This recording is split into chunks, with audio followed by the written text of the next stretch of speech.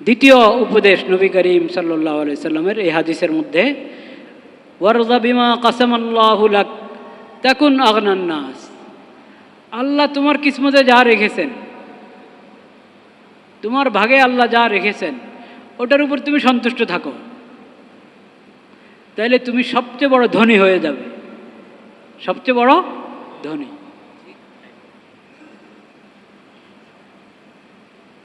আল্লাহ আমার কিসমতে যা রেখেছেন, যা আল্লাহ দিয়েছেন, বাস এটার মধ্যে আমি সন্তুষ্ট থাকি।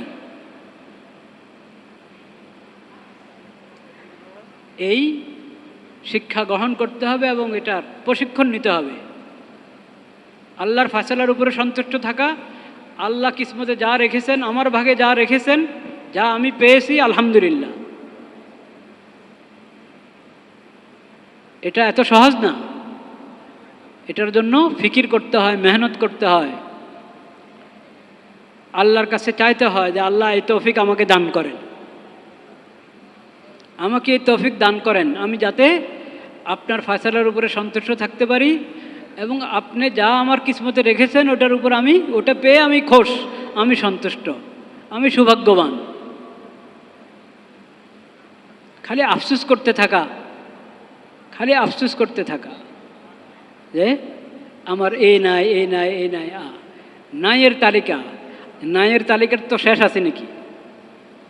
আপনি যদি কি নাই এটা যদি আপনি লিখতে থাকেন, বলতে থাকেন, এটাই সারাদিন আলোচনা করতে থাকেন, তো ওই তালিকার তো কোনো শেষ নেই। দুনিয়ার সবচেয়ে বড় ধনাঢ্য ব্যক্তি, সেও যদি নাইয়ের তালিকাতে যায় তো শেষ আছে নাকি নাইয়ের তালিকা? নাইয়ের তালিকার কোনো শেষ নেই। কখনো এটা দেখতে নাই জাগতিক বিষয়,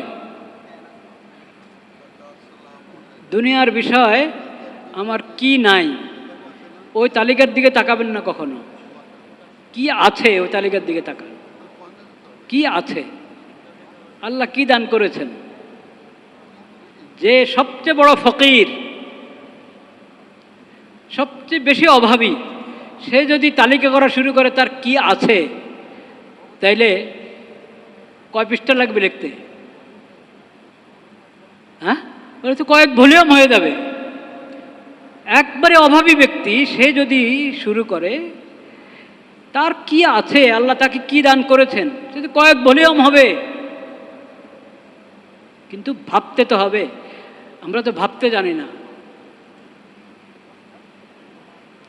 আল্লাহ চোখের নেয়ামত দান করেছেন, যে অন্ধ না, অন্ধ মানুষের সংখ্যা বেশি না দৃষ্টিশক্তি আছে এমন মানুষের সংখ্যা বেশি? তো দেখেন, চিন্তা করেন, এটার কথাই চিন্তা করেন। কানে শুনে এমন মানুষের সংখ্যা বেশি না শুনে না এমন মানুষের সংখ্যা বেশি? তো এখন আমি যদি এটা চিন্তা করি, আমার কান সচল, চোখ সচল, আমার দেমাগ সচল, ব্রেন সচল, আমার হার্ট কাজ করে, কিডনি কাজ করে, এরকম আপনি আপনার 3.5 হাত বডির মধ্যে চিন্তা করা শুরু করেন। 3.5 হাত বডির মধ্যে যদি চিন্তা করি তাহলে তালিকা করতে পারবো আমি? সম্ভব না তালিকা করা।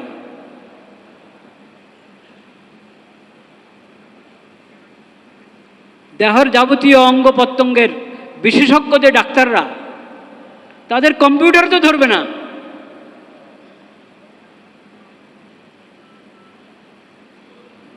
কিন্তু এগুলোকে আমরা নেয়ামত মনে করি না। সবারই তো চোখ আছে, সবারই তো কান আছে, এটা তো স্বাভাবিক, আমি মানুষ হিসাবে তো এগুলো থাকবেই।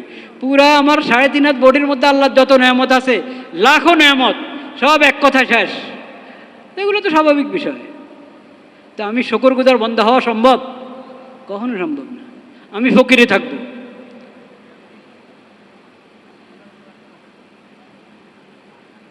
কত ধরনের রোগ ব্যাধি হতে পারে, আমার কয়টা রোগ আছে, এক এক হাসপাতালে গিয়ে দেখেন কত কঠিন কঠিন রোগী। সেই রোগীদেরও আবার ওই রোগ বাদ দিয়ে তাদের উপরও আল্লাহর অনেক কি আছে, এহসান আছে। সেই প্রসঙ্গে এখন গেলাম না। আমরা যারা সুস্থ, আমরাই আমাদের চিন্তা করি যে সুস্থতার এই নেয়ামত, যে নেয়ামতের মধ্যে হাজারো নেয়ামত লুকিয়ে আছে, এই নেয়ামতের কথা কয়বার স্মরণ করি।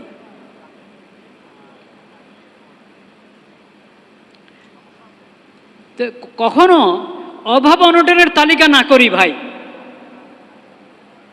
কি আছে,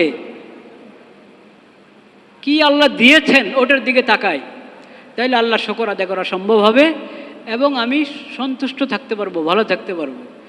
নতুবা সবচেয়ে বড় ধনাঢ্য হলো আমি অভাবী হব যদি নাইয়ের তালিকা করতে থাকি। কি নাই ওটার তালিকা যদি বানাইতে থাকি দিনরাত, তাহলে দুনিয়ার সবচেয়ে বড় ধনাঢ্য হলো আমি কি অভাবী।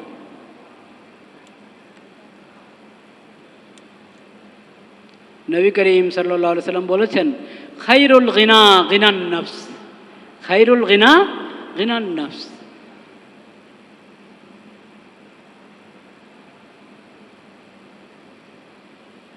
আমি দিল থেকে যদি ধনী হতে পারি তো সেটাই হলো আসল ধনী হওয়া। সেটা হলো কি আসল ধনী হওয়া, যদি দিল থেকে ধনী হতে পারি।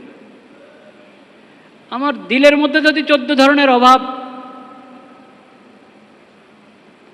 ওইটা নিয়ে আমি দিনরাত পেরেশান, তাহলে আমি কখনো ধনী হতে পারব না। ইরজা বিমা কাসামাল্লাহু লাক তাকুন আগনান নাস। আল্লাহ তোমাকে যা দান করেছেন ওটার উপরে সন্তুষ্ট থাকো। তুমি দেখো না তোমার চেয়ে আরো খারাপ অবস্থার কত লাখো মানুষ।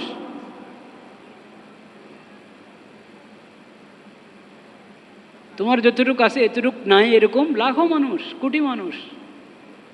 ওটার দিকে কেন তাকাও না তুমি? তাহলে তুমি দেখবা যে না, আল্লাহ আমাকে দিয়েছেন, আল্লাহ আমাকে দিয়েছেন, তখন তুমি আল্লাহর শুকর আদায় করতে পারবা। এবং তখন তোমার এই মানসিক যে পেরেশানি, অভাব অনটনের কারণে যেই জ্বালাতন, যে যাতনা, ওটা অনুভব করবে না তুমি।